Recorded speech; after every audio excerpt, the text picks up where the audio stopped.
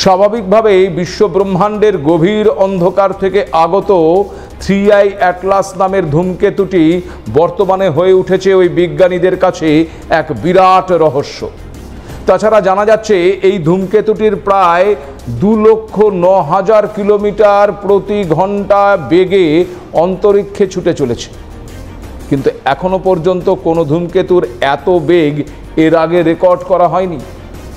নাসার Hubble space টেলিস্কোপের ছবি থেকে জানা যাচ্ছে যে এই ধূমকেতুর কেন্দ্র বরফ এবং পাথর দিয়ে তৈরি।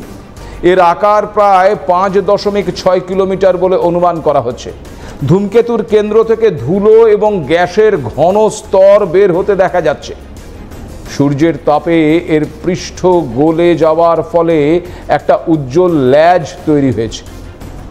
তাছাড়া হাবল স্পেস টেলিস্কোপের ছবিতেও ধরা পড়েছে ওই দৃশ্য। ছবিতে দেখা যাচ্ছে সূর্যের দিকে মুখ করে থাকা ওই ধূমকেতুর একপাশে বেরিয়ে রয়েছে আলোকিত অঞ্চল। তবে এটি কোনো স্পটলাইটের মতো নির্গত কোনো রশ্মি বা লেজার নয়। অন্যদিকে হার্ভার্ড বিশ্ববিদ্যালয়ের বিজ্ঞানী আভি লোয়েবের মতে 3I অ্যাটলাস নামের বস্তুটি নিজস্ব আলো তৈরি করছে। এটিকে দেখে মনে হচ্ছে কোনো যানবাহনের হেডলাইট জ্বলছে। ধূমকেতুর সাধারণ আচরণের বাইরে বেশ কিছু অস্বাভাবিক বৈশিষ্ট্য লক্ষ্য করা যাচ্ছে।